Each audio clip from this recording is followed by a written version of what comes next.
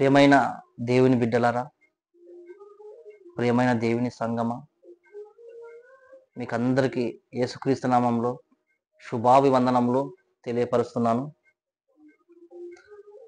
ఈరోజు మనము వాక్యంలోకి వెళ్ళిపోదాము. కీర్తనల గ్రంథము 119వ అధ్యాయము 10వ వచనం చూసుకుందాము. చదువుతాను, మీరు వినండి. నా పూర్ణ హృదయముతో నిన్ను వెదికియున్నాను, నన్ను నీ ఆజ్ఞలను విడిచి తిరగనీయకుము. నీ ఎదుట నేను పాపము చేయకుండానట్లు నా హృదయములో నీ వాక్యము ఉంచుకొని ఉన్నాను. Praise the Lord. హల్లెలూయా. దేవునికి స్తోత్రం కలుగును గాక. చూడండి, దేవుడు మనకి ఇంత మంచి మాటలు మనకి బయలుపరుస్తున్నాడు. ఏమంటున్నాడంటే, నా పూర్ణ హృదయముతో నిన్ను వెతికి ఉన్నాను. కీర్తనకారుడు దావీదు మహారాజు మాట్లాడుతున్నాడు. నా పూర్ణ హృదయముతో నేను వెతికి ఉన్నాను.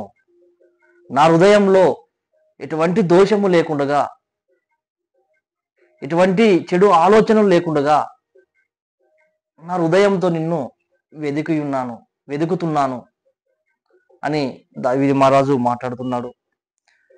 ఇంకొక మాట, నన్ను నీ ఆజ్ఞలను విడిచి తిరగనీయకుము. Praise the lord. నన్ను నీ ఆజ్ఞలను విడిచి తిరగనీయకుము. చూడండి ప్రియులారా, అంత లేచిన దావీదు మహారాజు ఆయన ఆజ్ఞలను విడిచి ఎక్కడ తిరుగుతాడో అని భయపడి దేవునికి మొరపెట్టుకుంటున్నాడు. నన్ను నీ ఆజ్ఞలను విడిచి తిరగనీయకుము అని దేవునికి మొరపెట్టుకుంటున్నాడు ఆయన. గమనించండి, మనము అలాగా యేసుప్రభుని మనం కోరుకుంటున్నామా? దేవుని మనం అడుక్కుంటున్నామా? మీరు ఒకసారి గమనించండి ప్రియులారా. ఎందుకు చెప్తున్నాను ఈ మాట అంటే, నా హృదయంలో, నా గుండెలను ఒక్క ఆత్మని నశించకపోకూడదు. ప్రతి ఒక్కరు దేవుని నమ్మాలి, ప్రతి ఒక్కరు క్రీస్తుని నమ్మాలి. ఆయన మన కొరకు బలియాగం అయిపోయినాడు కదా, ఆయన కొరకు మనం ఏదైనా చేద్దాం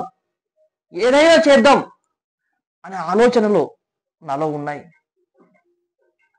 ఎందుకంటే ఆయన ప్రేమను నేను రుచి చూసిన వాడను. మీరు కూడా ఆయన వాక్యాన్ని, బైబిల్ని మీరు చదవండి, మీకు తెలుస్తుంది. బైబిల్ చదివితేనే కదా ఆయన ప్రేమ ఏంటో మీకు తెలిసేది. అందుకని దావీదు మహారాజు అంటున్నాడు, నన్ను నీ ఆజ్ఞలను విడిచి తిరగనీయకుము. నేను పాపంలో పడిపోతున్నానేమో, నేను పాపం చేస్తాను కాబట్టి నన్ను వెంట పెట్టుకొని ఉండు అని దేవునికి మొరపెట్టుకుంటున్నాడు. ఇంకొక మాట ప్రియులరా, నా హృదయంలో నీ వాక్యము ఉంచుకొని ఉన్నాను. హల్లెలూయా.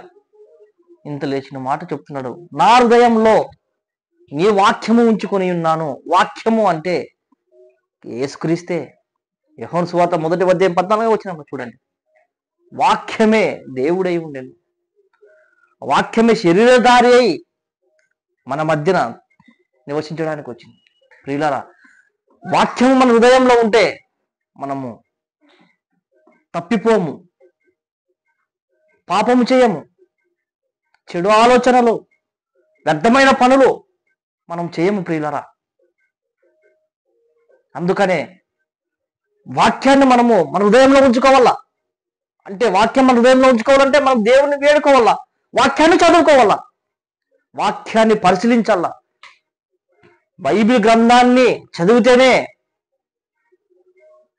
మనకు బైబిల్లో ఉన్న ప్రేమ మనకు అర్థమవుతుంది ప్రియులారా. కాబట్టి ప్రతి ఒక్కరూ గ్రంథాన్ని చదివి, బైబిల్ గ్రంథాన్ని చదివి ఆయన ప్రేమను తెలుసుకోవాలని నేను వేడుకుంటున్నాను. ఏ ఒక్క ఆత్మ అయినా నశించిపోవడానికి యేసుప్రభువుకి ఇష్టం లేదు.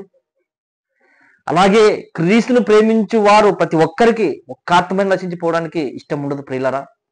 కాబట్టి దావీదు మహారాజు అన్నట్లు నా హృదయములో నీ వాక్యము, బాగా గమనించండి, నా హృదయంలో నీ వాక్యము ఉంచుకొని ఉన్నాను, అందుకు నేను పాపం చేయకుండా ఉంటాను. Praise the lord. ఈ దేవునికి స్తోత్రం కలుగును గాక. ఈ కొద్ది వాక్యాన్ని దేవుడు దీవించి ఆశీర్వదించును గాక.